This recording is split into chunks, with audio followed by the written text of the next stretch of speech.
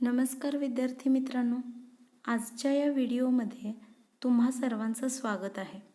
विद्यार्थी मित्रांनो, आज आपण पाहणार आहोत रिफ्रॅक्शन ऑफ लाईट. चला तर मग पाहूया. सुरुवातीला points that we will study: refraction of light, laws of refraction, refractive index, numericals on refractive index and refraction of light in different media.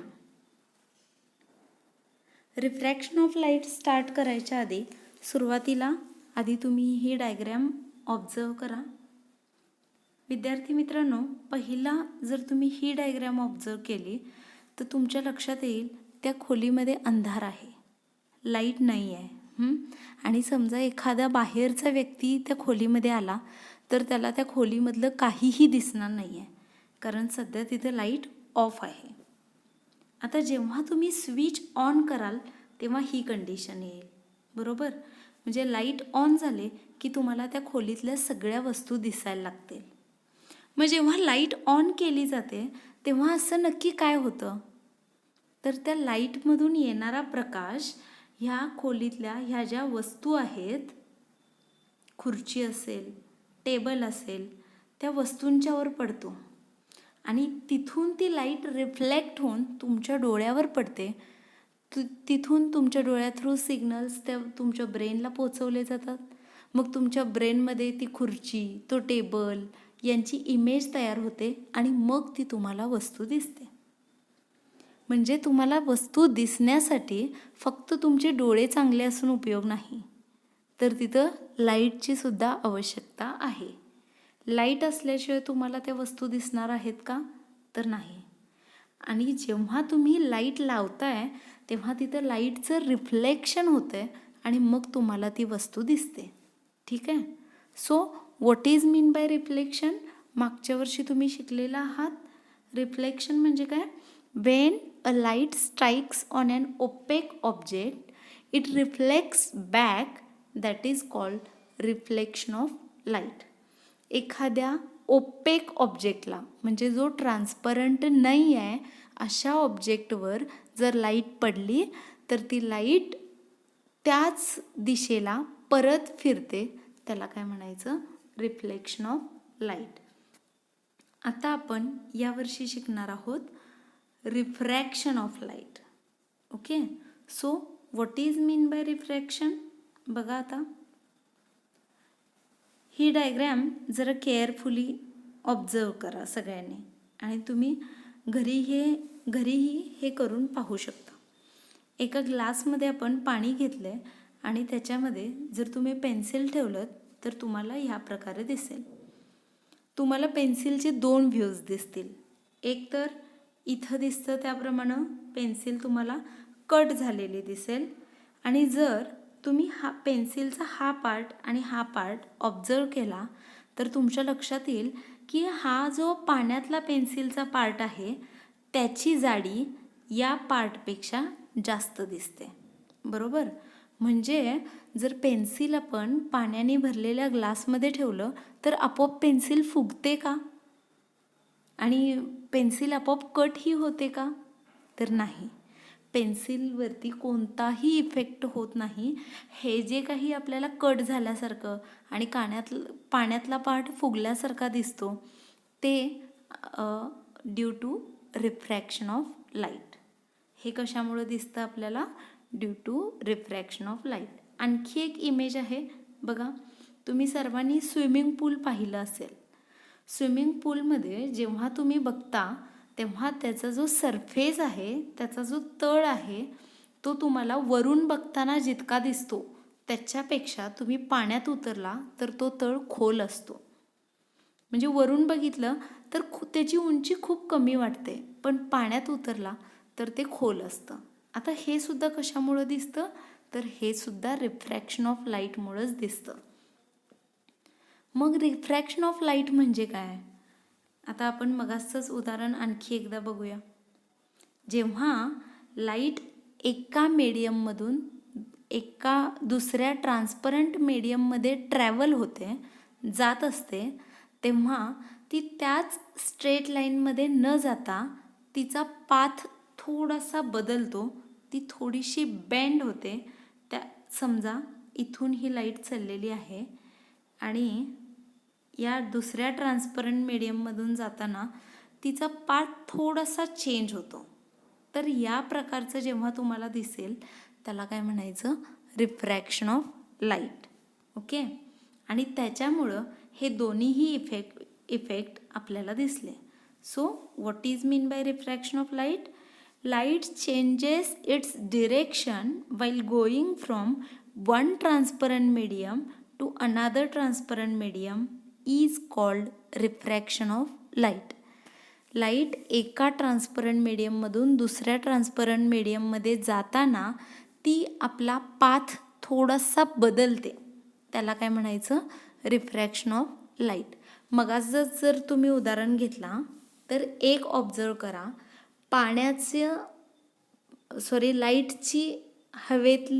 लाईटची हवेतली गती आणि लाईटची पाण्यातली गती ही सारखी असेल का? तर नाही, तिच्यामध्ये फरक असणार आहे आणि त्यामुळं त्याच्या डिरेक्शनमध्ये सुद्धा फरक होतो.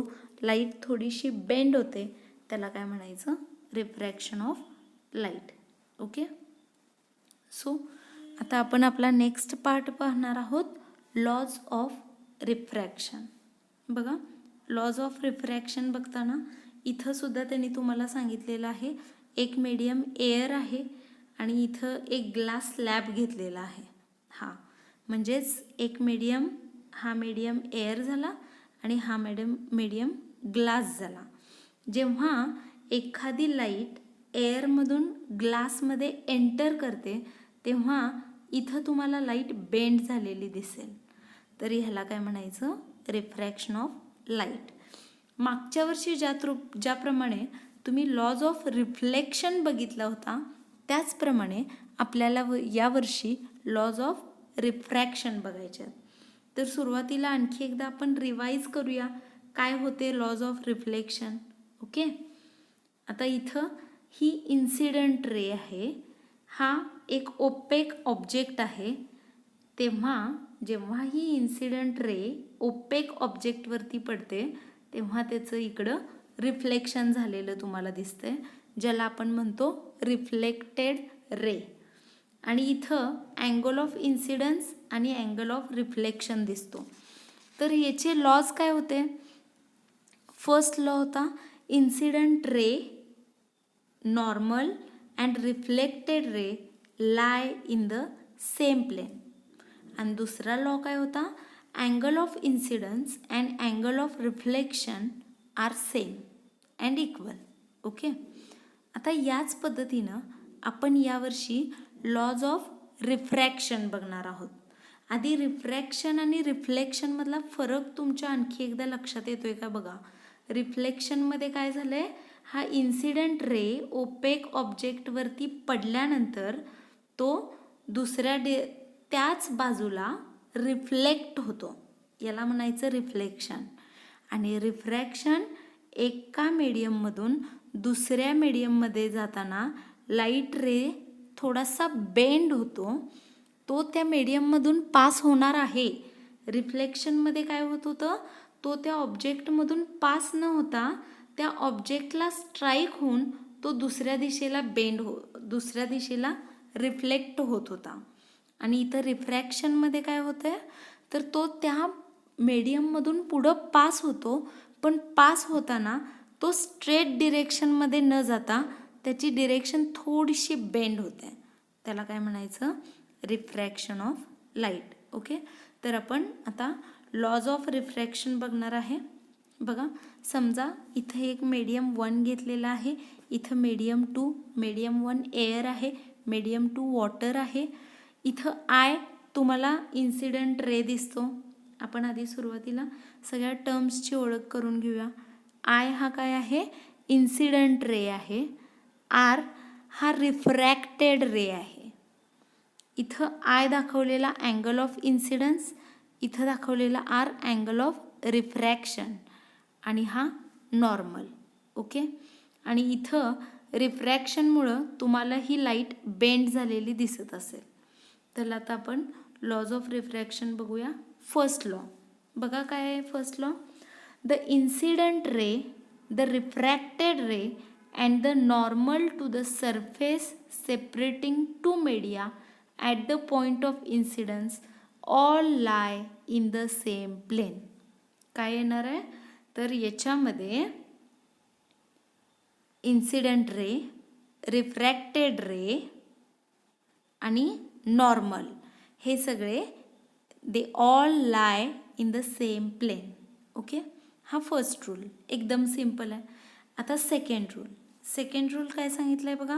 For a given pair of media and for light of a given wavelength the ratio of sine of angle of incidence to the sine of angle of refraction is constant. बघा सेकंड लॉ काय सांगितला त्यांनी.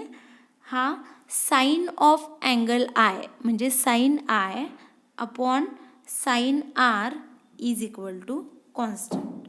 दोन्ही laws लक्षात आले का व्यवस्थित. First law काय आहे, इन्सिडेंट रे, रिफ्रॅक्टेड रे आणि normal all lie in the same plane. आणि सेकंड लॉ आहे sine of i upon sine of r is equal to constant. Okay, then आता पुढचा पार्ट आपण बघणार आहे रिफ्रॅक्टिव्ह इंडेक्स. आत्ता जे तुम्हाला सांगितलं की sine of i upon sine of r is equal to constant, तो जो कॉन्स्टंट आहे त्यालाच काय म्हणायचं रिफ्रॅक्टिव्ह इंडेक्स. आणि तेच तुम्हाला इथं दाखवलेलं आहे बघा. Sine of angle of incidence to the sine of angle of refraction is a constant. आणि या कॉन्स्टंटलाच काय म्हणलेलं आहे refractive index. Okay, then next पहा स्नेल्स लॉ. आता स्नेल्स लॉ काय आहे बघा. आता इथं हे जे दाखवलेलं आहे तुम्हाला दिस N12 यालाच म्हणायचं refractive index of first medium with respect to second medium. ते काय येणार आहे sine i upon sine r. Okay, then आता याचा फॉर्म्युला आपण कसा लिहू शकतो बघा. Refractive index of first medium with respect to second medium is equal to velocity of light in second medium upon velocity of light in first medium. हा त्याचा formula आहे. ओके, देन आता हा फॉर्म्युला लक्षात ठेवण्यासाठी पण कसं करायचं बघा. इथं refractive index of first medium with respect to second medium, इथं जी टर्म असते त्याचा वेलॉसिटी ऑफ लाईट वरती घ्यायचा. म्हणजे इथं 2 लेफ्ट राईट साईडला असेल तर V2 तुम्ही वरती घेणार आणि 1 इकडं आहे त्यामुळं V1 खाली घेणार. ओके, त्याच्यानंतर next absolute refractive index. So what is mean by absolute refractive index. आत्ताच सांगितलं तुम्हाला refractive index of first medium with respect to second medium. मग याच्यामध्ये फर्स्ट मीडियम सेकंड मीडियम कोणतंही मीडियम असू दे, एअर असू दे, वॉटर असू दे, ग्लास असू दे, कुठलाही ट्रान्सपरंट मीडियम. ओके, आता ॲब्सल्यूट रिफ्रॅक्टिव्ह इंडेक्स म्हणजे काय. जर तुम्हाला जे पेअर दिलेले आहेत रिफ्रॅक्टिव्ह इंडेक्ससाठी मीडियमचे पेअर, त्यापैकी एक पेअर जर व्हॅक्यूम असेल तर त्याला काय म्हणायचं ॲब्सोल्यूट रिफ्रॅक्टिव्ह इंडेक्स. ओके, इथं त्यांनी तुम्हाला सांगितलेलं आहे रिफ्रॅक्टिव्ह इंडेक्सचं आपण नॉर्मली कसं म्हणतो of first medium with respect to second medium. आता त्यांनी इथं सांगितलं इफ मीडियम 1 इज व्हॅक्यूम, जर त्यातला एक मीडियम व्हॅक्यूम असेल तर काय होईल तुमचं रिफ्रॅक्टिव्ह इंडेक्स, त्याला म्हणायचं ॲब्सोल्यूट रिफ्रॅक्टिव्ह इंडेक्स. आणि ते काय होईल speed of light in vacuum upon speed of light in medium 2. कुठलाही एक मीडियम व्हॅक्यूम असेल तरी तुमचं ॲन्सर हेच येणार आहे. ओके, आणि याला काय म्हणायचं ॲब्सोल्यूट रिफ्रॅक्टिव्ह इंडेक्स. जेव्हा एक मीडियम व्हॅक्यूम असतो तेव्हा असतं absolute refractive index. Then next बघा, numerical problems on refractive index. तुम्हाला आत्ता जो फॉर्म्युला सांगितला, n refractive index of second medium with respect to first medium is equal to V2 upon V1, तर त्याच्यावर आधारित तुम्हाला क्वेश्चन्स असतात. बघा, फर्स्ट क्वेश्चन काय सांगितलेला आहे, if velocity of light in water is 2.25 into 10⁸ metre per second and that of glass is 2 into 10⁸ metre per second, then find refractive index of first medium with respect to second. Okay, आता velocity of light in दिलेल्या गोष्टी लिहून घ्या. Velocity of light in water V1, velocity of light in glass V2. आता त्यांनी विचारले refractive index of first medium with respect to second. त्यामुळं इकडं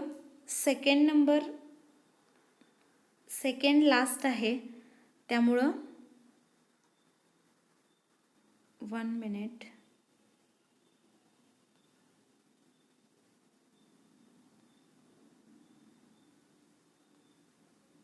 इथं सेकंड लास्ट आहे, त्यामुळं आपण V2 वरती घेणार फॉर्म्युलामध्ये.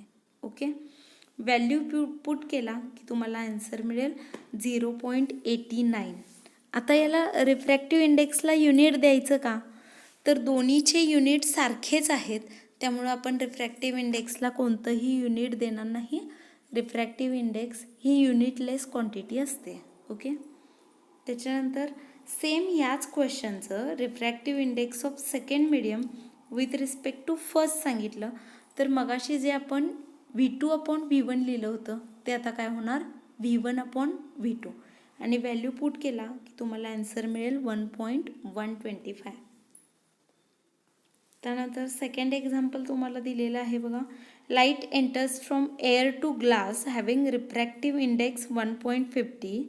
What is the speed of light in glass if speed of light in vacuum is 3 into 10⁸ meter per second?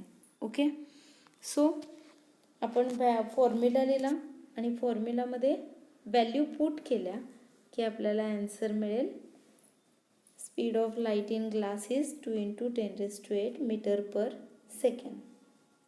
Okay, त्याच्यानंतर पुढचा पार्ट आपण बघणार आहे refraction of light in different media. बघा, समजा refraction of light in different media म्हणजे काय, की तुम्हाला जे काही 2 मीडियाज दिलेले असतात, एअर वॉटर असू दे, एअर ग्लास असू दे, वॉटर ग्लास असू दे, त्यातला एक मीडियम हा रेअरर असतो आणि एक मीडियम हा डेन्सर असतो. रेअरर म्हणजे काय, त्याचे मोलिक्युल्स विरळ असतात, आणि डेन्सर म्हणजे काय, त्याचे मोलिक्युल क्लोजली एकमेकांच्या जवळ असतात. आता याच्या बाबतीतसुद्धा आपल्याला काही रूल्स दिलेले आहेत रिफ्रॅक्शनसाठीचे. बघा, जेव्हा लाईट रेअरर मीडियममधून डेन्सर मीडियममध्ये ट्रॅव्हल होते तेव्हा रूल काय आहे बघा, when light travels from rarer medium to denser medium it bends towards the normal. जेव्हा लाईट रेअरर मीडियममधून डेन्सर मीडियममध्ये ट्रॅव्हल करते तेव्हा it bends towards the normal. बघा, रेग्युलर लाईट असती तर ती कोणत्या डिरेक्शनमध्ये गेली असती, ह्या डिरेक्शनमध्ये, पण ती रेअरर टू डेन्सर येते आहे, त्यामुळे ती बेंड होताना तिच्याकडे 2 कंडिशन असणार आहेत. एक तर ती ह्या ॲरोच्या या साईडला बेंड होईल किंवा ह्या लाईनच्या या साईडला बेंड होईल. तर त्यासाठीचा हा रूल सांगितलेला आहे. जेव्हा एखादी light rarer to denser travel होते तेव्हा ती तिच्या ओरिजिनल पाथपेक्षा नॉर्मलकडं बेंड होते. ओके, आता सेकंड रूल बघा, म्हणजे हे परत तुमच्या अजून लक्षात येईल. नेक्स्ट कंडिशन काय सांगितली त्यांनी, की समजा लाईट डेन्सर मीडियममधून रेअरर मीडियममध्ये येते. जेव्हा लाईट डेन्सर मीडियममधून रेअरर मीडियममध्ये ट्रॅव्हल होते तेव्हा तिचा ॲक्च्युअल पाथ हा असता. ॲक्च्युअल पाथपेक्षा it bends away from normal. मगाशी ती काय होत होती, टुवर्ड्स नॉर्मल बेंड होत होती. आता डेन्सर टू रेअरर येताना ती कुठं बेंड होणार आहे? अवे फ्रॉम नॉर्मल बेंड होणार आहे. ओके, बघा, when light travels from denser medium to rarer medium it bends away from normal. Okay, आणि थर्ड एक कंडिशन असू शकते, एकतर डेन्सरमधून रेअररमध्ये येणार किंवा रेअररमधून डेन्सरमध्ये येणार. आता थर्ड कंडिशन आहे, डेन्सरमधून रेअररमध्ये येऊ दे किंवा रेअररमधून डेन्सरमध्ये येऊ दे, समजा ती अलॉंग द नॉर्मल जर ती ट्रॅव्हल होत असेल, इथं दाखवल्याप्रमाणे लाईट रे बरोबर त्या नॉर्मलवरूनच ट्रॅव्हल होत असेल, तेव्हा रूल काय आहे? Wien a light ray is incident normally at the boundary between two media it does not changes its direction and hence does not get refracted. जेव्हा लाईट नॉर्मलच्याच डिरेक्शनमध्ये येते तेव्हा ती आपला पाथ चेंज करत नाही. मग भलेही इथं रेअरर असू दे, इथं डेन्सर असू दे, किंवा अपोजिट कंडिशन, इथं डेन्सर असू दे, इथं रेअरर असू दे, त्याचा काही फरक पडत नाही. ती आपला पाथ चेंज न करता सेम डिरेक्शनमध्ये ट्रॅव्हल होते. लक्षात आलं? तर हे 3 लॉज आहेत, ते आपण एकत्र बघूया एकदा. रेअरर टू डेन्सर येताना it bends towards the normal. Okay, denser to rarer येताना it bends away from normal. आणि जेव्हा ती नॉर्मलच्याच डिरेक्शनमध्ये येते तेव्हा ती आपला डिरेक्शन चेंज करत नाही, सेम त्याच स्ट्रेट लाईनमध्ये ती पुढं फॉरवर्ड होते. ओके, तर इथं आपण refraction of light in different media पाहिलेला आहोत. आय होप हा पार्ट तुमच्या व्यवस्थित लक्षात आला असेल. थँक्यू.